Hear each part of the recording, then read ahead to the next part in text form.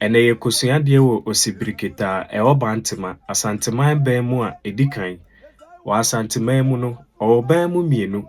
anase nananom banum no eye mienu de edikan ene Bantama anase Bantama Osibrekete ena breman na ohwe ahemfo a omabedi Asante anim de odikan de otoso mienu de otoso miensa Bantama na osie wo mo ene bra onya nkyekira Asanteman kwama ahemfo a odi kwama yenim nyina no eho na osie wo mo eno nti eye nananom ban mu a edikan na eduru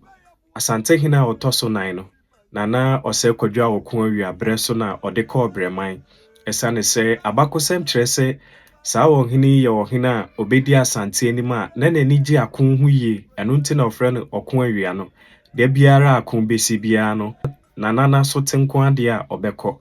na okochechire breman de ho ye ne breman eno nti ebre biara no se okọ akon ba eho na okoje na home eno nti nana no sheda chechire kro no de beye ono ane kro na wa kanfo nim anasa Asantefo nim no se obi wu a ne kro mu na esie no eno nti ebra nana kwa akura no breman na okosie no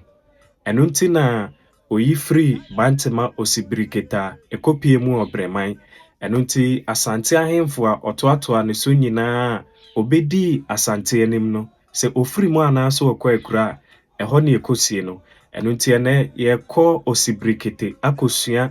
Asanteman mu ban na edikan no ekosua ho ade yewia nananom ma yekwan a yebekọ breman na yakosua breman ho ade na yekasa ban mu a ebia na wonte ase ba bia adehyewu anase ohene wu a yesie no onse ya yenya adehye no anase umfri adehyebusua mu a ufri mu a yekosie won samampom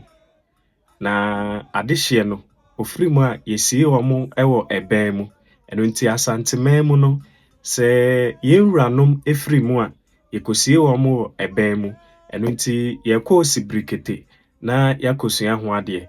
mo beka ye ho se de ye ne da no de yebenya bia no yebema maso ate